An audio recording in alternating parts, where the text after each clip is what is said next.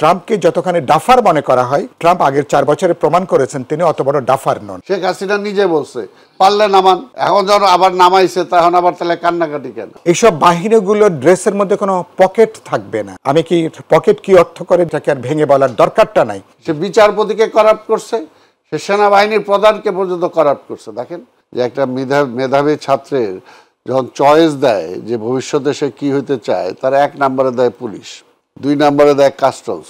অর্থাৎ কোথা থেকে আমি অবৈধভাবে বা ইলিগেল ওয়েতে টাকা ইনকাম করতে পারবো। আসসালামু আলাইকুম প্রিয় দর্শক, শুভেচ্ছা সহ মাহবুব সৈকত প্রত্যেককে আমন্ত্রণ জানাচ্ছি মাই টিভি সংলাপে। দর্শক, আপনারা জানেন যে আমরা মাই টিভি সংলাপে সমসাময়িক এবং গুরুত্বপূর্ণ বিষয় নিয়ে কথা বলি। আজও তার ব্যতিক্রম হবে না। আজ আমরা কথা বলবো, আলোচনার বিষয় নির্ধারণ করেছি পোশাক পরিবর্তন এবং সংস্কারের সূচনা।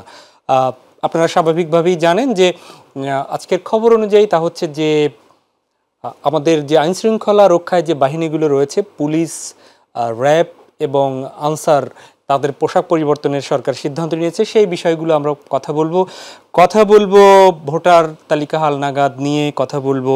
এছাড়াও আরও একটি বিষয় আলোচনায় আসছে, তা হচ্ছে যে যুক্তরাষ্ট্রের 47তম প্রেসিডেন্ট হিসেবে ডোনাল্ড ট্রাম্প তিনি শপথ নিয়েই ফেলবেন কিছুক্ষণের মধ্যে হয়তো।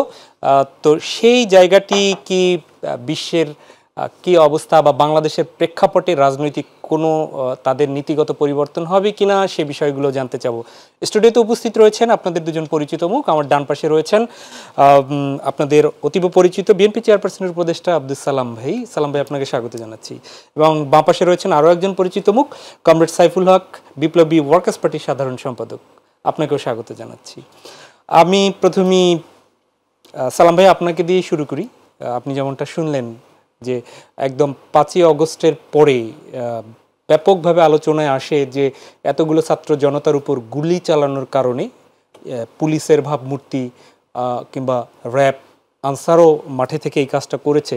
সেই ভাবমূর্তির সাথে পোশাক পরিবর্তনের একটা বিষয় এসছে এবং আজকে সরকার সিদ্ধান্ত নিয়েছে। সংস্কার কমিশনগুলো হলো, তো আজকে সেই সংস্কার কমিশনের সুপারিশ অনুযায়ী সিদ্ধান্ত হয়েছে যে পোশাক পরিবর্তন হবে। কিভাবে দেখছেন বিষয়টাকে এবং এর মাধ্যমে সংস্কার কতটা আগাবে বা মানসিকভাবে এর পরিবর্তন হবে? আপনাকে ধন্যবাদ এবং আমার সহ অভিজ্ঞ আলোচক সাইফুল ভাইকে ধন্যবাদ জানাই। যারা আজকে অনুষ্ঠান দেখছেন শুনছেন তাদেরকেও ধন্যবাদ। এক কথায় বলতে গেলে যে পোশাক নয়, মানসিক পরিবর্তনটা দরকার। অবশ্য পোশাকের মধ্যে একটা বিষয় কিছুটা বেরি করে যে কী ধরনের পোশাক পরে শেখে এরা কীরকম, আর গত 15 বছর তাদের আচরণ, তাদের কর্মকাণ্ড, সেটা কি শুধুমাত্র সেই পোশাকটা পাল্টালেই সব পাল্টায় যাবে?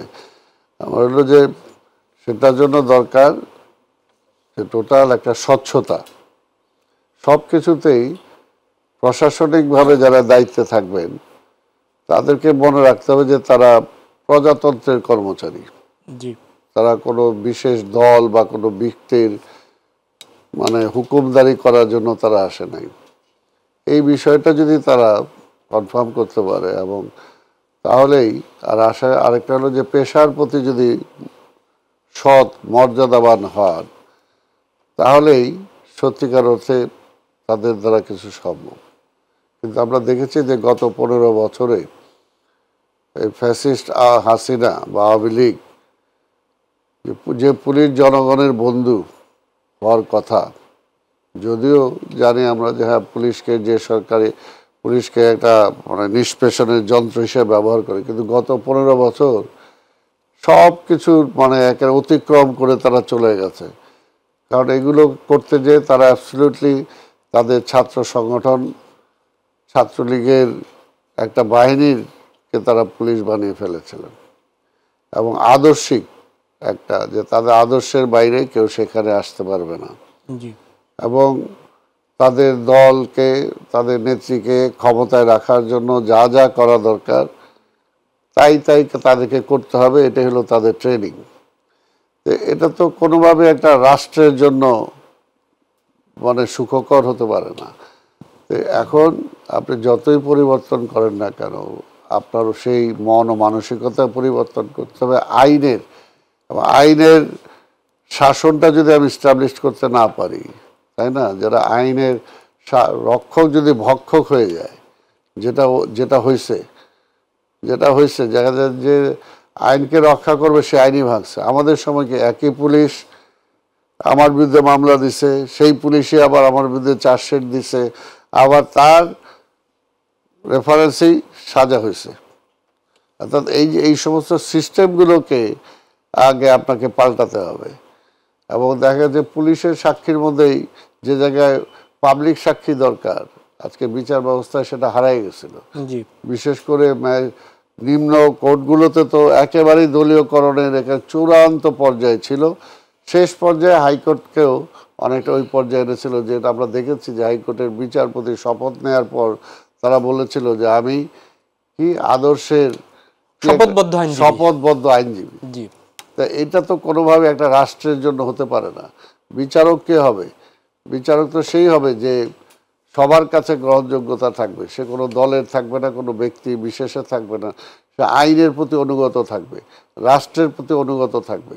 কিন্তু আমরা সেটা দেখছি যে না, আইন বা রাষ্ট্রের প্রতি অনুগত না, একটা ব্যক্তির, একটা দলের প্রতি আনুগত্যটা ছিল। তো সেই কারণেই আজকে এটা একটা খারাপ না যে তারা হয়তো এই পোশাকটা পরে মনে হবে যে এরা ওই পুলিশ, এরা ওই র্যাব, সেটা না। সেটা হয়তো কিছুটা আসবে, কিন্তু শুধুমাত্র ড্রেস পরিবর্তন করেই টোটাল পরিবর্তন আনা আসবে না। যে আপনার কাছে ফিরবো, সাইফুল ভাই আপনার কাছে আসি।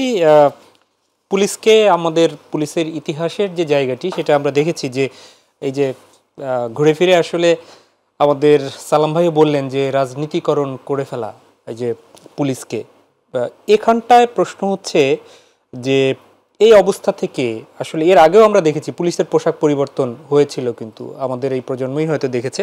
তো তারপরে সেই পুলিশই আবার 5ই আগস্টের যখন শেখ হাসিনা পালিয়ে গেল তারপরও কিন্তু গুলি চালিয়েছে, অসংখ্য মানুষ মারা গিয়েছে। প্রশ্ন হচ্ছে যে তাহলে শুধু পোশাক পরিয়ে কনফিডেন্সটা আনবেন কি করে, মানুষের তাদের প্রতি আস্থাটা কি করে ফিরাবে? জি, আপনাকে ধন্যবাদ প্রিয়ভাজন সালাম ভাই। দর্শক শ্রোতা, আমি তাদেরকেও শুভেচ্ছা জানাই। পুলিশ তো আমাদের আইন শৃঙ্খলা বা জননিরাপত্তার জন্য সবচেয়ে গুরুত্বপূর্ণ বাহিনী বা রাষ্ট্রীয় প্রতিষ্ঠান। তো এই প্রতিষ্ঠান, আমাদের অভিজ্ঞতা গত কদশকের আমাদের অনেক তিক্ত অভিজ্ঞতা আছে, কিন্তু বিশেষ করে গত 15-16 বছর অভিজ্ঞতাটা খুবই তিক্ত। একটা রাষ্ট্রের একটা বাহিনীকে কিভাবে পেশাগত দায়িত্বের বাইরে যেয়ে তাকে একটা দলীয় একটা বাহিনীতে পর্যবেসিত করা হয়েছিল, সেটা করতে যেয়ে তার যে চাকরি বিধি, তার যে পেশাদারিত্ব, তার যে রাজনৈতিক দল বা জনগণের নানা অংশের সাথে তার যে সুরক্ষা দেওয়ার যে প্রশ্ন, সেই জায়গাটা তো আমরা দেখেছি সীমাহীনভাবে সেটা লঙ্ঘিত হয়েছে। এবং সর্বশেষ এবার আমাদের মুক্তিযুদ্ধের পরে সবচেয়ে বড় যে গণহত্যা, এই গণহত্যার তো প্রধান অভিযুক্ত তো একটা বড় ব্যাপার পুলিশ এবং এই আইনশৃঙ্খলা রক্ষাকারী বাহিনী। আমরা নিজেরাও দাবি তুলেছি যে বাহিনী হিসাবে র্যাবের বিলুপ্তি দরকার, যেটা নিয়ে বিএনপি সহ আমরা বিপ্লবী ওয়ার্কার্স পার্টি বিভিন্ন দল আমরা দাবি তুলেছি এটা দরকার। র্যাবের যে তার যে ট্র্যাক রেকর্ড, ভয় আতঙ্কের সে জায়গাগুলো থেকে, আর আমরা একইভাবে বলেছি আমরা পুলিশ, র্যাব এবং এদেরও আমরা পোশাক পরিবর্তনের দাবিটাও, সেটাও তো আমি নিজেও অনেকবার ইতিমধ্যে আমি উত্থাপন করেছি। যেটা আপনি বললেন পোশাক তো বাইরের বিষয়, যেটা আপনি বললেন যে তাহলে পুলিশের মনস্তাত্ত্বিকভাবে পুলিশের যদি পুনর্গঠন না হয়, তাহলে শুধুমাত্র পোশাক পরিবর্তন করে তো আর আসলে কার্যত কিছু পরিবর্তন করা যাবে না। ইতিমধ্যে একটা পুলিশ সংস্কার কমিশন হয়েছে, তারা তো রিপোর্টটা দিয়েছেন, আমি পুরোটা দেখার সুযোগ পাইনি। সম্ভবত বেশ কিছু গুরুত্বপূর্ণ সংস্কারের বেশ কিছু প্রস্তাবনা আছে। আমার মনে আছে আমরা ছাত্র জীবনে আমি স্লোগান দিয়েছি, পুলিশ তুমি যতই মারো বেতন তোমার 112। সালাম ভাই, আপনি নিশ্চয়ই এই স্লোগান দিয়েছেন। আবার বিভিন্ন দুর্যোগে আমার মনে আছে এরশাদ সামরিক স্বৈরতন্ত্র বিরোধী আন্দোলনে আবার আমরা অনেক সময় পুলিশকে কিছুটা নিউট্রালাইজ করার ভূমিকাতে যে এই স্লোগানও দিয়েছি আমরা, ছাত্র পুলিশ জনতা গড়ে তোলো একতা। পুলিশকে কিছুটা নিউট্রালাইজ করা, আন্দোলনের পক্ষে আনা, তারা যেন পেশাগত দায়িত্বটা পালন করে। লেনিন রুশ বিপ্লবের আগে রাশিয়ার সৈন্যদেরকে বলেছিলেন এরা হচ্ছে উর্দি পরা কৃষক। সেনাবাহিনীর যারা সদস্যরা এরা উর্দি পরা কৃষক, এদের অরিজিন হচ্ছে গ্রামের কৃষি বা গ্রামের থেকে তাদের আসা। আমাদের পুলিশের যারা সদস্য তারা অধিকাংশই ব্যাপক সাধারণ, আমাদের কৃষক, সাধারণ মানুষের সাধারণ পরিবার থেকে আসা। ফলে সাধারণ মানুষের জন্য তাদের যে সংবেদনশীলতা, সে জায়গাটা তো খুব স্বাভাবিক ব্যাপার। কিন্তু যেটা হয়, সরকারগুলো যখন আসে তাদের দলীয় এজেন্ডা বাস্তবায়িত করতে যেয়ে তারা পুলিশকে তারা ব্যবহার করে, এবং ব্যবহার করতে যে বলবেন এবার যে 16 বছরে গুম, খুন, রাষ্ট্রীয় নিপীড়ন, রাষ্ট্রীয় সন্ত্রাস, বড় অভিযোগ কিন্তু হচ্ছে পুলিশের দিকে। গুমের জন্য, রাষ্ট্রীয় হত্যাকাণ্ডের জন্য, এমনকি পুলিশের থানার ভিতরে অত্যাচার, নির্যাতন, রিমান্ডের নামে হাজার হাজার সাধারণ মানুষ, নেতাকর্মীদেরকে সাধারণ মানুষের অত্যাচার। ফলে পুলিশ যে একটা সেবাদানকারী প্রতিষ্ঠানের পরিবর্তে একটা নিপীড়নকারী, একটা নির্যাতনকারী প্রতিষ্ঠান, এটা মডার্ন কোনো ডেমোক্রেটিক স্টেটে পুলিশ তো নিশ্চয়ই বল প্রয়োগ করবে না। বল প্রয়োগ করাটা আইনগতভাবে সরকারের এখতিয়ার। জি, আইনগতভাবে যখন কোনো কোয়ার্সিভ পাওয়ার এক্সারসাইজ করতে, এটা সরকারের এখতিয়ার। আমরা যারা সরকার গঠন করেন তাদেরকে যে কোনো স্টেট এখতিয়ার কিছু, সে তাকে আইনের মধ্যে বিধিবদ্ধভাবে সে তার বল প্রয়োগটা করে। কিন্তু আমাদের অভিজ্ঞতা এ পর্যন্ত যেটা দাঁড়িয়েছে সেটা খুব ভয়ঙ্কর, খুবই আপত্তিকর। সেজন্য আমরা মনে করি গোটা পুলিশের একটা পুনর্গঠন, পুনর্বিন্যস্ত করা দরকার। এবার ধরুন মাঝখানে আদিবাসী ছাত্র জনতা তারা যে সচিবালয়ের অভিমুখে তারা যে গেল, আমি বলেছি তো বোধহয় গত কালকেই তো বললাম মনে হলো, আমার মনে হয় যেভাবে সাউন্ড গ্রেনেড নিক্ষিপ্ত হলো, একটা ছাত্র, তরুণ, সাধারণ কিছু আদিবাসী সাধারণ মানুষ, নাগরিক সমাজের একটা অংশ, জি, যেভাবে সাউন্ড গ্রেনেড, টিয়ার গ্যাস, মনে হলো 5ই আগস্টের আগে বুঝি কোনো একটা দৃশ্য যেন আমি দেখছি। আমরা তো নিশ্চয়ই পুলিশকে, কোনো বাহিনীকে এরকম কোনো ভূমিকা দেখতে চাই না। আমি এবার একটা ইতিমধ্যে আমাদের রাজনৈতিক কর্মসূচির মধ্যে আমরা বলেছি, নাগরিকদের, কোনো রাজনৈতিক দল, জনগণের কোনো অংশের শান্তিপূর্ণ কোনো সভা সমাবেশ, কোনো মিছিলে পুলিশে হামলা, আক্রমণ, বাধা, এটা অপরাধ হিসাবে এটাকে বিবেচনা সালু ভাই, আমি একটু আপনার এই আলোচনাটা আমি শেষ করি বাক্যটা। ফলে সেই জায়গা থেকে আর পোশাক পরিবর্তন হয়েছে, এটাকে আমি স্বাগত জানাই। জি, পাশাপাশি গোটা পুলিশের একটা মনস্তাত্ত্বিক পেশাগত পুনর্গঠনের ব্যাপারে সে জায়গাটা সবচেয়ে গুরুত্বপূর্ণ। সেখানে রাজনৈতিক দলের কমিটমেন্ট লাগবে, তাদের ভিশন লাগবে। একবিংশ শতাব্দীর উপযোগী কিভাবে একটা মডার্ন ডেমোক্রেটিক স্টেটে পুলিশ জনবান্ধবের ভূমিকায় কিভাবে পালন, একটা অ্যাকাউন্টেবল কিভাবে হতে পারে, এটা অত্যন্ত গুরুত্বপূর্ণ। ধন্যবাদ। সে ব্যাপারে আমাদেরকে মনোযোগটা আমাদেরকে দেওয়া লাগবে। জি, আমরা আবার ফিরছি বিএনপি চেয়ারপারসনের উপদেষ্টা আব্দুল সালাম আপনার কাছে। সালাম ভাই, অনেকগুলো স্লোগান পুলিশকে নিয়ে সাইফুল ভাই বলেছেন। 24-এর এই বিপ্লবের আগে আপনি নিশ্চয়ই জানেন যে সেই পুলিশের কর্মকাণ্ডের জন্য আপনাদের নেতাকর্মীরা স্লোগান দিত, পুলিশ তুমি পোশাক ছাড়ো, মুজিব কোট গায়ে ধরো। মানে এমন একটা দলীয়করণের অবস্থা চলে এসছিল। সেই পুলিশকে সংস্কার করার যে জায়গাটায় বিএনপি বড় দল, কাগজে কলমে নিশ্চয়ই পেশাদারিত্বের বিভিন্ন সিস্টেম আছে, তো সেই পেশাদারিত্বের জায়গায় কিংবা নিয়ম নীতি যাই করুক না কেন সংস্কার করে দলীয় এজেন্ডা বাস্তবায়ন কিংবা রাজনৈতিকভাবে আপনারা বৃহৎ দল বা আগামীতে ক্ষমতায় গেলে এই পুলিশকে ব্যবহার করবেন না, এই নিশ্চয়তা কিভাবে আপনি দিবেন? একটা হলো যে দেখেন, পুলিশ, বিজিবি, সেনাবাহিনী, আপনি তিনটা যে আমাদের সশস্ত্র বাহিনী আছে, আপনি যদি বিশ্লেষণ করেন, হ্যাঁ, পুলিশ সবসময় পাবলিকের পাশাপাশি থাকে, এর জন্য তার একটা ইনফ্লুয়েন্স তার মধ্যে হয়। কিন্তু তারপরও ধর আমার নিজের দিয়ে আমি বলতে পারি যে ধর ছাত্র রাজনীতি এই পর্যন্ত জেলে তো আর একবার দুইবার যায়নি, বহুবার গেছি, বহু মামলাও খেয়েছি। কিন্তু এই পুলিশই কিন্তু একসময় দেখা গেছে যে আমার বিরুদ্ধে যে সরকার ছিল সে একটা বাজে মামলা, অস্ত্র মামলা সহ আমার বিরুদ্ধে দেওয়ার জন্য সেই সময় পুলিশের ডিবিতে যে ঊর্ধ্বতন কর্তা ছিল তাকে বহু প্রেশার দেওয়ার পর করতে পারেনি, যে না তাকে আমি চিনি, সে রাজনীতিবিদ, আপনার অন্য যে কোনো মামলা দেন রাজি আছি। অর্থাৎ এই যে একটা মোরাল একটা আজকে আপনাকে মনে রাখতে হবে যে এটা যদি আপনার মোরালিটিটা হারায় ফেলেন, আপনার যদি দেশপ্রেমটা হারায় ফেলেন, আপনার যে সার্ভিসটা আপনার, তার মানে আপনার প্রশিক্ষণে কি দিচ্ছে সেখানে, এটা তার পাকিস্তানের পুলিশ না।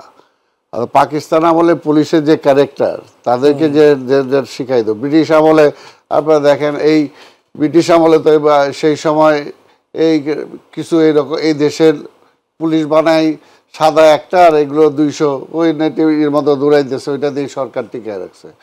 এখনও সেই ক্যারেক্টার নিয়ে যদি আপনি সেই পুলিশকে রাখেন তাহলে তো সেটা হবে না। কিন্তু এখানে একটা দেখেন, এর জন্য বললাম 3টা বাহিনীর কথা বললাম, এখানে আপনার দেখেন সেনাবাহিনী দেখেন, ফাইনালি এই যে 5ই আগস্টের যে পরিবর্তনটা হইলো, অভ্যুত্থান হইলো, যদি সেনাবাহিনী সত্যিকার অর্থে জনগণের পক্ষে না দাঁড়াইতো তাহলে কিন্তু এটাও হইতো না। সে মারছে কয়েক হাজার, আরও কয়েক হাজার মারত, সে চাইছিল তাই, সেনাবাহিনীকে অর্ডারও করছে, কিন্তু সেনাবাহিনী কিন্তু সেটা যায় নাই, বরঞ্চ পুলিশের বিপক্ষে সে যায় দাঁড়াইছে, প্রতিরোধ করছে। এটার জন্য অর্থাৎ এইখানে আপনার যদি আপনার মধ্যে সেই সাইকোলজিক্যাল অর্থাৎ ট্রেনিংয়ের সব কিছু বিষয় থাকতে হবে, যে জনগণ তো আপনার শত্রু না। এইখানে এই কারণে আপনার এটাকে যে পর্যন্ত আপনি সেই গড়ে তুলতে না পারবেন, আইন বলি, সংস্কার বলি, আইনের এক্সিকিউশন বলি, আপনি দেখেন একই দেশে স্বাধীনতার পরে আওয়ামী লীগ ব্যর্থ হলো law and order situation control করতে, নিজের দলও নিয়ন্ত্রণ করতে পারলো না, সব কিছু কী করলো, সব রাজনৈতিক দল নিষিদ্ধ করে দিল, রাজনৈতিক দল বেশিরভাগ অনেকেই আন্ডারগ্রাউন্ড পলিটিক্সে চলে গেল, তাই না? একটা আওয়ামী লীগের মতো একটা দল। আবার সেম দেখেন সেই 7ই নভেম্বরের পরে জিয়া রহমান কোনো রাজনীতিবিদ ছিলেন না, কিন্তু তাকে রাষ্ট্র পরিচালনার দায়িত্ব দেওয়ার পরে তিনি সে আন্ডারগ্রাউন্ড পার্টিগুলোকেও কিন্তু ওপেন পলিটিক্সে ফিরে আনলেন। কারণ তিনি জানতেন যে যদি আমি রাজনীতি করার চর্চার সুযোগ না দেই তাহলে এই দেশে একটা ডিসিপ্লিন আনা যাবে না। জি সালাম ভাই, আমি একটু আপনাকে থামাই, আমি দুঃখিত। সেটি হচ্ছে যে আপনি দুটো খুব গুরুত্বপূর্ণ পয়েন্ট তুলেছেন। একটা হচ্ছে যে পুলিশের মোরালিটি, আর একটা হচ্ছে প্রশিক্ষণের ব্যাপার, পেশাদারিত্বের ব্যাপার তুলেছেন। পুলিশ ব্যবহৃত হয়েছে, কিছু নিজেরা অতি উৎসাহ হয়েছে, নিশ্চয়ই এর পেছনে কারণ আছে। কেউ তাদের ব্যবহার করেছে, পলিটিশিয়ানরাই তো ব্যবহার করেছে, অথবা দিনের ভোট রাতে করিয়েছেন মোরালিটি, তাহলে রাজনীতিবিদরাও তো মোরালিটি হারিয়েছে। তো সেই জায়গা থেকে আপনারা যারা আগামীতে রাষ্ট্র পরিচালনা করতে চান, সেই রাজনৈতিক দলগুলো কি মোরালিটি আর প্রশিক্ষণের আওতায় আসছেন? দাদা সবকিছু শোনেন, এখানে পুলিশটা রাখা হয়েছে কেন? আমার মোরালিটি আমি লস করতে পারি, তাহলে তো পুলিশ আমাকে আইনের আওতায় নিবে। অর্থাৎ পুলিশ কিন্তু এটা ঊর্ধ্বে থাকবে। পুলিশের যদি এটা শেষ হয়ে গেল তাহলে তো রাষ্ট্রই শেষ। যেটা আমি বললাম, যদি আজকে সেনাবাহিনীর এই মোরালিটিটা না থাকতো তাহলে আজকে দেশটা কোথায় যেত? আমি এই কথাটাই বলতেছি যে তাই না, এই একই পুলিশ আপনি দেখেন, একই পুলিশ যদি আমার ইসে দিয়ে বলে 25শে মার্চের 71-25শে মার্চে এই পুলিশ কিন্তু এই রাজারবাগে তারা মানে ব্যারিকেড তৈরি করছে, এই 303 রাইফেল দিয়ে তারা সেখানে প্রতিরোধ যুদ্ধ করতে যে অনেকে মারা গেছে, অনেকে জ্বালায় দিছে। আমরা তো এলাকায় অনেক পুলিশরা সে সময় সাহায্য করছি, তার প্যান্ট কাপড় খুলে দিয়ে তাকে লুঙ্গি পরাই দিছি, তার সমস্ত কিছু কিটস রেখে তাকে আমরা যাওয়ার ব্যবস্থা করে দিছি, প্রাইমারি তাদের চিকিৎসা দেওয়ার সেই ব্যবস্থা করে দিই। যে কারণে আজকে শক হয়েছি যখন দেখলাম যে এই পুলিশ আজকে আমাকে ধরার জন্য আমাকে না পায় আমার বাড়ির যে সার্ভেন্ট তাকে নিয়ে যাচ্ছে, আমার ড্রাইভারকে নিয়ে যাচ্ছে, এবং আমার এখানে আইসা সমস্ত ড্রয়িং রুম সহ সব কিছু ভাঙচুর করে ফেলতেছে, তাই না? অর্থাৎ আমার কোনো লাইফ নাই। তো এই পুলিশ, তাই না, যে পুলিশকে আমিও তো সাহায্য করছি, তো ওই পুলিশ তো আর নাই যে স্বাধীনতার মধ্য দিয়ে যে পুলিশের জন্ম হয়েছে। অর্থাৎ সেটার জন্য আজকে আপনি যে রাজনীতিবিদদের দৌড় দিচ্ছেন, আজকে শুধুমাত্র আইজি কি, সেটা একটা পুলিশের প্রধান, আজকে সে কোথায় গেছে যে সে পর্যন্ত পালাইতে হয়েছে? তার তো সে যখন ওথ দিছে, তাই না, সে যখন তার একটা প্রধানে জয়েন করছে চাকরিতে, তার ওথটা কি ছিল? অর্থাৎ সে তো সেটা হয় নাই, তাই না? তো সে জায়গায় আপনি পলিটিশিয়ান, আমি কথা বললাম যে চোর তো চুরি করতে চাবে, বা একটা খারাপ মানুষ একটা খারাপ কাজ করাইতে চাবে, এবং সেটাকে থামানোর দায়িত্ব কার? এইটাতে আমাদের মানুষের মধ্যেও চলে আসছে, এটা আমরা দেখছি। মানুষ বলছে, আমাদেরকে বলছে, আরে হাসিনা এত করতে আপনারা নামাইতে পারেন না, অর্থাৎ আমরা নামাবো, তারে জোর করে নামাবো, মারতে হবে, কাটতে হবে। শেখ হাসিনা নিজে বলছে পারলে নামান, এখন যখন আবার নামাইছে তখন আবার তাহলে কান্নাকাটি কেন? অর্থাৎ এইগুলো এটার জন্য বললাম যে হোল নেশনের পরিবর্তন, মানে একটা ক্যারেক্টার আমাদের চেঞ্জ হয়ে গেছে। আমি একটু আর সবাইকে দুর্নীতিবাদ বানায় ফেলছে। মোরাল যে কারেজটা, সেই কারেজটা জাতীয়গতভাবে নাই। আজকে রাজনীতিবিদদের বলবেন, আজকে রাজনীতিবিদ দেখেন সুনীল গুপ্ত মানে সুরঞ্জিত বাবু কত একটা পলিটিশিয়ান ছিল, সেই সুরঞ্জিত বাবুর শেষটা কিভাবে করছে, এই কালো বিড়াল বানায় দিছে।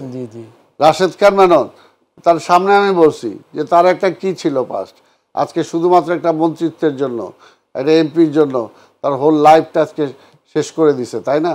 আজকে এই জন্য ও তো সবাইকে করাপ্ট করছে, গোটা নেশনকে। সে বিচারপতিকে করাপ্ট করছে, সে সেনাবাহিনীর প্রধানকে পর্যন্ত করাপ্ট করছে। দেখেন এর আগে গেল না সেনাবাহিনীর প্রধান, আমি তাকে অর্থাৎ কেউকে বাদ দেয় নাই সে। কাজে এই মহিলা আজকে সেই বিদেশের মানে এইখানে এস্টাবলিশ করার জন্য রাষ্ট্রীয় সকল প্রতিষ্ঠানগুলোকে সে ধ্বংস করে দিছে তাদের প্রেসক্রিপশন অনুযায়ী। এই জায়গাটাই আমাদের বোঝা উচিত, চিন্তা করা উচিত যে আজকে এটাকে রিভিল করার জন্য কি দরকার। যে কারণে বিএনপির পক্ষ থেকে বলা হয়েছে যে আজকে কোনোভাবেই কোনো একক দলের পক্ষ আমরা মনে করি বিএনপি ক্ষমতায় গেল, যেটা আমার নেতা তারেক রহমান বলছে যে না আমরা সাইফুল ভাই অর্থাৎ যারা আমরা আন্দোলন করছি এই দেশটাকে রিভিল করতে হলে জাতীয় ঐক্যমত্য দরকার, অবশ্যই সবাইকে নিয়ে করতে হবে, এককভাবে সেটা সম্ভব না। সাইফুল ভাই আপনার কাছে একটু আসি, সেটি হচ্ছে যে আমি পুলিশ ভাইয়ের কয়েকটা মন্তব্য একটু করতে চাই। জি বলেন। তার আগে নতুন প্রশ্নে যাওয়ার আগে আমি প্রথমত সালাম ভাইয়ের কথার সূত্র ধরে বলি, আমি কিছুটা মনে করি যে রাজনীতিকদের দায়িত্ব আছে। রাজনীতিকরা হচ্ছেন তারা তো হচ্ছেন কমান্ডার দেশের, তারা হচ্ছেন মানুষের কাছে, তারা হচ্ছেন নেতা, তারাই হচ্ছেন পরিচালক, তারা হলো ড্রাইভিং সিটে। তো তারা যদি ইথিক্যালি মোরালি তারা যদি কারাপ্ট হয়ে যান, তাহলে তাদের অধীনে যে বাহিনীগুলো তাদের পক্ষে কিন্তু এর বাইরে থাকাটা বেশ কঠিন। এবং তারা সেজন্য এটা আমরা বলি যে আওয়ামী লীগ এবং আগের প্রধানমন্ত্রী কেন্দ্র করে এবং তাদের সাথে ব্যুরোক্রেসি, পুলিশ এবং বিভিন্ন বাহিনীর এদের উপর টায়ারের যেটা আনহোলি নেক্সাস যেটা তৈরি করেছিল এবং তাদেরকে যা খুশি করবার একটা লাইসেন্স তাদেরকে দিয়ে দেওয়া হয়েছিল। তাহলে এই যে আনহোলি নেক্সাস, এটাকে ভাঙা দরকার, এর থেকে বেরিয়ে আসা প্রয়োজন। আর পুলিশ বা ধরেন ব্যুরোক্রেসি গভর্নমেন্ট স্ট্রাকচারের কাজটা কি, তারা অ্যামং দ্য পলিটিক্যাল পার্টিস, নাগরিকদের মধ্যে সরকার পরিবর্তন হবে কিন্তু বাহিনীগুলো তারা একটা কম্পারেটিভ নিউট্রালিটি তারা মেনটেন করবেন, একটা আপেক্ষিক নিরপেক্ষতা পেশাদারি দায়িত্বের জায়গা থেকে তারা এটা পালন করবেন। সরকারে তারা কি দায়িত্ব পালন করবেন না? ওই যে বললাম তাদের বিধি এবং পেশাগত জায়গা থেকে এই দায়িত্বটাকে তারা পালন করবেন। খেয়াল করবেন মোরালিটি কতটা গেছে, সমস্ত থানার পুলিশরা পালিয়ে গেল, তার মানে তাদের আতঙ্ক হয়েছে 16 বছর ধরে তারা যে অপরাধ সংগঠিত করেছে, হাসিনার এরকম একটা ফ্যাসিস্ট রেজিমকে ক্ষমতায় রাখতে যে জন্য মানুষ পুলিশকে নাম দিয়েছিল, পুলিশ লীগ হিসাবে এদেরকে নাম দিয়েছিল। পুলিশ লীগ কতখানি ক্ষোভে বিরক্তি কতখানি জায়গা থেকে, কিন্তু এটার সাথে কি পুলিশের হাজার হাজার সাধারণ সদস্যরা কি যুক্ত? আমি নিশ্চয়ই এরকম মনে করি না। নিশ্চয়ই তাদের পেশাগত জায়গা, তাদের দেশপ্রেম, তাদের সততা নিশ্চয়ই সেটা ছিল। এটা বের করবেন কিভাবে তাহলে? এই যে কে ভালো কে খারাপ, না না এটা তো বের করার আপনার তাদের প্রাতিষ্ঠানিক প্রশ্ন আছে, প্রাতিষ্ঠানিক তাদের তো নিশ্চয়ই যাচাই বাছাই করবার জায়গা আছে, তদন্তের জায়গা আছে। এ তো অনেকগুলো, আপনি কিভাবে বের করবেন এটা তো নিশ্চয়ই তার অনেকগুলো জায়গা আছে। এটা একটা বড় প্রশ্ন। আমি গুরুত্বপূর্ণ যেদিকে মনোযোগ আকর্ষণ করতে চাই যে আপনি এবার দেখবেন মানুষের কি ক্ষোভের জায়গা। আমি দেখলাম যখন পোশাক পরিবর্তন হয়েছে, আমাকে একজনে লিখে পাঠালো এই প্রস্তাবটা করবেন, এইসব বাহিনীগুলোর ড্রেসের মধ্যে কোনো পকেট থাকবে না, কোনো পকেট ছাড়া যেন এই ড্রেসগুলো হয়। খেয়াল করবেন সাধারণ মানুষের মনস্তাত্ত্বিকভাবে ধারণাটা কি, আমি কি পকেট কি অর্থ করে, নিশ্চয়ই এটাকে আপনার অনুষ্ঠানে এটাকে আর ভেঙে বলার দরকারটা নাই। মানুষের এগুলোকে উপলব্ধির মধ্যে নেওয়া দরকার। সেজন্য আমি রাজনীতিকদের দায়িত্বের ব্যাপারটা মনে করি খুবই গুরুত্বপূর্ণ। সেকেন্ডলি আমি মনে করি যেমন তদন্তের ব্যাপারগুলো, পুলিশ যেমন এখন আলোচনা হচ্ছে পুলিশের বাইরে তদন্তের ব্যাপারে আলাদা কমিশন বা আলাদা কমিটি, আলাদা একটা ইনস্টিটিউশন ডেভেলপ করা দরকার। বাহিনীর বিরুদ্ধে অভিযোগ, তারাই যদি আবার যদি তদন্তে যান তো তারপর সে কাজগুলো হবে না। সুতরাং বাংলাদেশকে আগামীতে যদি চলতে হয়, অনেকগুলো রূপান্তরে গুরুত্বপূর্ণ হচ্ছে গোটা ব্যুরোক্রেসি, ল এনফোর্সিং এজেন্সিকে একদিকে পেশাগত দায়িত্ব, একদিকে জনগণের জনবান্ধব কিভাবে হবে, একদিকে কিভাবে তাদের অ্যাকাউন্টেবল করা যাবে, আর রাজনীতিকরা ক্ষমতাসীন, যেটা আপনি সালাম ভাইকে বললেন, এবং রাজনীতিকরা তারা তাদের পেশাগত দায়িত্বের বাইরে যে কোনো ধরনের কোনো জায়গা, কোনো দল, কোনো সরকার, কোনো ব্যক্তি তাদের যে কোনো মানে কি বলবেন মানে কোনো এজেন্ডা বাস্তবায়নের জন্য যে ব্যবহার করবে না, এসব ব্যাপারে প্রয়োজনীয় বিধিবিধান এগুলো ভবিষ্যতের জন্য যুক্ত করা দরকার। আমি একদম ছোট্ট করে একটু উত্তর চাচ্ছি। সালাম ভাই বলেছেন যে এই জন্যই ঐক্যবদ্ধ থাকার জন্যে জাতীয় সরকারের একটা প্রস্তাবনা বিএনপির আছে। বিএনপির পক্ষ থেকে মে জুন জুলাই নির্বাচনের জন্য একবার বলা হয়েছিল যে চাইলে গভর্নমেন্ট পারে। তার মানে হচ্ছে এখন একদম হাতে গোনা কয়েকটা মাস সামনে।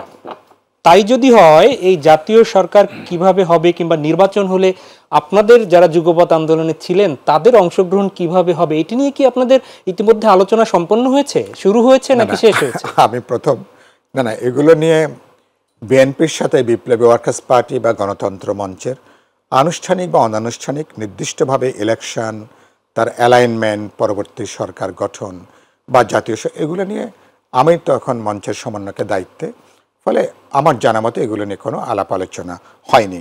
ইন্ডিভিজুয়ালি কারোর সাথে হয়ে থাকলে সেটা সে বিষয়টা এক। দুই হলো আমার কাছে গুরুত্বপূর্ণ হচ্ছে বরঞ্চ মানে জাতীয় সরকারের আগে যে আগামী নির্বাচনটা কিভাবে, আমরা যে নির্বাচনের জন্য 16 বছর ধরে মানুষ অপেক্ষা করছে, কেউ বলার চেষ্টা করছেন না যে কেন এত তাড়াতাড়ি নির্বাচন চাচ্ছেন। আমার উত্তর হচ্ছে তাদের প্রতি এই নির্বাচনে মানুষ অপেক্ষা করছে 16 বছর ধরে, সুতরাং এটা কোনো চাওয়া না। এবং 16 বছর ধরে সেখানে যদি একটা জনপ্রতিনিধিত্বশীল যদি একটা নির্বাচন হতো, যদি সরকার গঠন হতো, তাহলে একটা দল এরকম ফ্যাসিস্ট হওয়ার, একজন ব্যক্তির স্বৈরতান্ত্রিক এরকম দানব বনে যাওয়ার কোনো সুযোগ থাকতো না। আর বাংলাদেশ সেজন্য আমি মনে করি সময় যেটা আছে এটা 6 মাস না 7 মাস না 8 মাস লাগবে, এটা নির্ভর করে কাজের উপরে। সরকার প্রিপেয়ার্ড আমরা দেখছি, বাদবাকিটা ফেব্রুয়ারি মার্চের মধ্যে জাতীয় ঐক্যমত্য কমিশন আলাপ আলোচনা করে বোঝাপড়া তৈরি হলে যদি আমরা করতে পারি এক ধাপ এগুলো। আর নির্বাচন কমিশন, সরকার যদি ইলেকশন কমিশনকে ডেফিনিট একটা তারা যদি গাইড করেন, পরামর্শ দেন যে 2025 সালের অগাস্ট বলি, সেপ্টেম্বর, অক্টোবর বলি বা নভেম্বর বলি, এর মধ্যে আপনার ইলেকশনের জন্য তৈরি হন। ইলেকশন কমিশন আমি মনে করি কাজের গতি বাড়িয়ে ডাবল ইঞ্জিনের গতিটা যুক্ত করে 6-7-8 মাসের মধ্যে অবাধ, নিরপেক্ষ, বিশ্বাসযোগ্য নির্বাচন করার সম্ভব। ধন্যবাদ। আমরা ফিরছি আব্দুল সালাম আপনার কাছে। প্রশ্ন সেটি হচ্ছে যে কিছুক্ষণের মধ্যেই হয়তোবা বা একদম দ্বিতীয় মেয়াদের জন্য ডোনাল্ড ট্রাম্প রাষ্ট্র ক্ষমতার পরিচালনার জন্য শপথ নেবেন। প্রশ্ন হচ্ছে যে এই ট্রাম্প শপথ নেওয়ার সাথে সাথে বা নিবে, আওয়ামী লীগের যারা আছে তারা কিছুটা স্বপ্ন দেখতে শুরু করেছে যে ট্রাম্পের এই যে রাষ্ট্র ক্ষমতায় বসার সাথে আওয়ামী লীগের উৎসাহিত হওয়ার কি কি কারণ দেখছেন? এখানে আসলে আমেরিকা বলেন, ইংল্যান্ড বলেন, ভারত বলেন, এই সমস্ত দেশ বা জার্মান বলেন, এদের আসলে কোন সরকারটা আসলো সেটা বড় কথা না, সেখানে তাদের সেই সরকারের উপর নির্ভর করে না তাদের পররাষ্ট্রনীতি। এটা যে সরকারই আসুক, মনে করুন ওইখানে তাদের যে ব্যুরোক্রেসি আছে তারাই সেটা চালায়। ইন্ডিয়া তো যে দেখবেন ওই মনে করতো যে ওই সরকার ওই কংগ্রেসই বোধহয় হাসিনারকে সাপোর্ট দিবে, মোদি বোধহয় দিবে না, অনেকে মনে করছিল। কিন্তু দেখা গেল কি যে মোদি তার চেয়ে বেশি দিল। অর্থাৎ এখানে তাদের রাষ্ট্রীয় স্বার্থের ব্যাপারটা সবচেয়ে বড় থাকে, বড় করে দেখে। রাষ্ট্রীয় স্বার্থের ব্যাপারে তারা সব এক, ওইখানে কোনো ডিফারেন্স নাই। এটা আমাদের মতো এখানে হয় না। আর আমাদের মতো এখানে সবচেয়ে বড় যেটা বলবো যে আসলে ব্যুরোক্রেসি, যারা রাষ্ট্র মূলত চালায় কিন্তু তারাই। আমাদের এখানেও আমাদের দুর্ভাগ্য যে আসলে আমরা যদি ওই দেশপ্রেমিক, ওইভাবে মেধাবী, ওই বিষয়গুলো যদি আমরা ওইখানে ইস্টাবলিশ করতে পারতাম, তাহলে আজকের এই অবস্থাটা হতো না। কারণ দেখেন আজকে এখানে প্রত্যেকটা জায়গায় রন্ধ্রে রন্ধ্রে যেটা বলি যে আজকে কি হয়েছে যে একটা মেধাবী ছাত্রের যখন চয়েস দেয় যে ভবিষ্যতে সে কী হইতে চায়, তার 1 নম্বরে দেয় পুলিশ, 2 নম্বরে দেয় কাস্টমস। অর্থাৎ কোথা থেকে আমি অবৈধভাবে বা ইলিগেল হইতে টাকা ইনকাম করতে পারবো। একটা পরিবার যখন তার মেয়েকে বিয়ে দেয়, সে দেখতে চায় না, সে দেখে উপরে কী আছে। অর্থাৎ টোটাল জাতিগতভাবে আমাদের ক্যারেক্টারটা আজকে এই পর্যায়ে চলে আসছে। এর জন্যই সবচেয়ে বড় দরকার যে আজকে মেধাবী লোকগুলো যেগুলো আছে, সেই মেধাবী লোকগুলো সেলফিশ হয়ে গেছে। আগে দেখেন সমাজে একটা বড় মানে লেখক, বড় একটা সাংবাদিক, বড় একটা ব্যবসায়ী, তার ডিফারেন্ট, তার চরিত্রটাই ডিফারেন্ট ছিল, মানুষও তাকে অন্যভাবে দেখতো। একটা বিশ্ববিদ্যালয়ের ভিসি, একটা কলেজের প্রিন্সিপাল, তার শ্রদ্ধাটা কিন্তু অন্যরকম ছিল। কিন্তু আজকে দেখেন সব জায়গায় একটা ধস নেমে দিছে, এবং ধস নামার কারণেই কিন্তু আজকের এই অবস্থাটা আমাদের মধ্যে আসছে। তো এটার জন্য সবচেয়ে বড় দরকার, যেটা আমি ইনডাইরেক্টলি বলতেছিলাম আলোচনার বাইরে, সাইফুল বাইরে, যে আমাদের কালচারাল রেভলিউশনটা দরকার। আমাদের নৈতিক যে এটা আমরা হারাই ফেলছি, যে সেলফি ব্যক্তি চিন্তার মধ্যে আমরা সব ঢুকে পড়ছি। আমি কি পাইলাম, আমি কি হইলাম। একটা কলেজের ছেলেই মনে করে যে আমি আমার নির্বাচনে ওইখানেই সে এমপি হইতে চায়, ওইখানেই সে মন্ত্রী হইতে চায়। আজকে দেখেন একটা ভালো টাকার মালিক ব্যবসায়ী টাকা কামাইছে অনেক, এখন তাকে এমপি মন্ত্রী হইতে হবে, যেটা লাস্ট পার্লামেন্ট টোটাল হয়ে গেল ব্যবসায়ীদের পার্লামেন্ট। অর্থাৎ এইখানে এই যে এই চিন্তাটা নিজের, এই চিন্তাটা এখন এটা একমাত্র তখনই সম্ভব সততা, কখন আপনি আইনের শাসনটা যদি আপনি স্টাবলিশ করতে পারেন। একমাত্র আইন। আজকে মনে করেন যে বললাম না যে আইন যে বানায় পার্লামেন্ট, ওই তো আইন মানে না। মনে করেন আইনে আছে যে কোনো ডেভেলপমেন্ট ওয়ার্কের সাথে কোনো এমপি জড়িত হইতে পারবে না, অথচ দেখেন সব ডেভেলপমেন্ট ওয়ার্কের সাথে উপদেষ্টা কমিটির নামে তাকে চেয়ারম্যান করে রাখছে, যাতে সে আগেই যে কোনো একটা প্রজেক্ট হইলেই সে 10% পাওয়া যায়। অর্থাৎ তার চরিত্রটাকে নষ্ট করে দেয়। যখনই আপনি একজনকে অনৈতিকভাবে একটা বেনিফিট দিবেন বা ওই বেনিফিট নিতে তাকে বাধ্য করবেন, তখন কিন্তু তার চরিত্রটা সে হারায় ফেললো। আপনি যখন একটা অবৈধ একটা মহিলাকে নিয়ে আপনি একটা অন্য সংস্রবে যাবেন, তখনই কিন্তু আপনার চরিত্রটা শেষ। তখন কিন্তু স্ট্রং ভালো কিছু করা সমাজের পক্ষে আপনার সম্ভব না।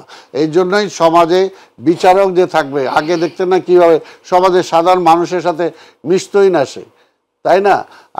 আগে এরকম বড় বড় যারা শিক্ষক ছিল তাদের চিন্তা দেখেন, তাদের লাইফটা দেখেন। তাই আজকে কি হয়েছে? আজকে সব কিছু ধ্বংস করে দিছে আবার, এবং এটা ধ্বংস করছে একমাত্র যে আধিপত্যবাদী শক্তি, তারাই আমাদের এই দেশের সবার চরিত্রগুলো শেষ করে দিচ্ছে। কাজে সেই জায়গায় যদি আমি কালচারাল যেটা বললাম, যে আমি যদি আজকে ওই জায়গায় স্টিক করতে পারি, এবং এই যে নতুন ছাত্র যারা আজকে কথা বলতেছে তাদেরকে বলবো যে আগে দেশপ্রেমটা বড় দরকার। দেশের মানুষ এই দেশের মানুষের চাহিদা এত কম, অথচ এই দেশে একটা বেটার ম্যানেজমেন্ট আমরা দিতে পারি না। এই দেশটাকে ভালো রাখতে পারি না। হাজার হাজার কোটি টাকা আজকে লোপাট হয়ে গেছে, এত বছর হয়ে গেছে, একটা ইলেকশন একটা ভোট হয় নাই, এই 15 বছরে কোথাও একটা প্রতিবাদ হয় নাই। জি, অনেক ধন্যবাদ। আমি সাইফুল ভাই আপনার কাছে ফিরি, একদমই সময় কম। সেটি হচ্ছে যে প্রশ্নটা উঠে যখন আমরা দেখি যে আমেরিকা এবং পার্শ্ববর্তী দেশ ভারত একই সাথে নির্বাচন নিয়ে কথা বলে। এর আগে গত সরকারের সময় দুজন কিন্তু দুইভাবে একটু কথা বলেছিল। ভারতের সাথে কিছু কিছু বিষয় আমেরিকা ডিফার করছিল, হাসিনা আন্দোলনে চলে গিয়েছিল। তো সেখান থেকে ট্রাম্প আবার আসলো, আবার হাসিনা সেই হরতাল অবরোধের কর্মসূচিও দিতে বললো। এইগুলোর কোনো যোগসূত্র আছে কিনা? একদমই সময় কম, আমার কম কথা শুনতে পাবো। প্রথম হচ্ছে যে আমি মনে করি যেটা সালাম ভাই উল্লেখ করলেন, যে ট্রাম্প হয়তো আগামী কয়েক ঘন্টার মধ্যে তিনি দ্বিতীয় মেয়াদে প্রেসিডেন্ট হিসাবে যুক্তরাষ্ট্রের তিনি শপথ গ্রহণ করবেন। আর তার শপথ গ্রহণ হলে বাংলাদেশের আমাদের যে ছাত্র শ্রমিক জনতার গণ অভ্যুত্থান বা সরকার বা এখানে আমরা কোনো চাপে পড়ব, এটা আমার বিবেচনার মধ্যে নাই। কারণ আজকেই তো বাংলাদেশের এখন যিনি দায়িত্বপ্রাপ্ত এসছেন মার্কিন রাষ্ট্রদূত, তিনি আজকেই আমাদের প্রধান উপদেষ্টার সাথে সাক্ষাৎ করে মার্কিন সরকারের সমর্থন তিনি আজকে সেটা অফিসিয়ালি ব্যক্ত করেছেন। আর মার্কিন যুক্তরাষ্ট্রের কোনো পলিসি এভাবে হঠাৎ করে গণেশ উল্টে যায় না। তাদের কংগ্রেস, সিনেট, তাদের বৈদেশিক সংক্রান্ত অনেকগুলো কমিটি সাব কমিটি আছে, সেখানে অনেকগুলো শুনানির মধ্য দিয়ে আসতে হয়।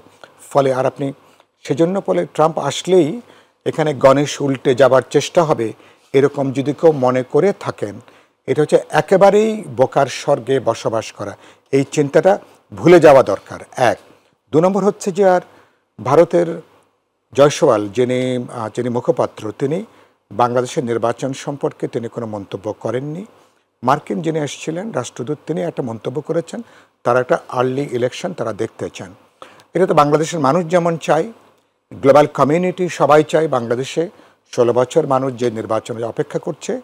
কারণ একটা পলিটিক্যাল গভর্নমেন্ট হলে মানুষের মধ্যে আস্থাবোধের জায়গাটা তৈরি হয়, অ্যাকাউন্টেবিলিটির জায়গাটা বাড়ে, তাদের পক্ষে যে কোনো ডেভেলপমেন্ট পার্টনার অথবা ইন্টারন্যাশনাল প্লেয়ারদের সাথে তিনি একটা রাজনৈতিক একটা কমান্ডের জায়গা থেকে, কারণ সরকারের পেছনে যখন একটা পপুলার ইলেক্টেড সরকারি পার্লামেন্টের ম্যান্ডেট থাকে, তিনি অনেক দৃঢ়তা নিয়ে, অনেক বলিষ্ঠতা নিয়ে তিনি কথা বলতে পারেন, ডিপ্লোম্যাটিক ইকোনমিক তিনি বার্গেনিংটা করতে পারেন।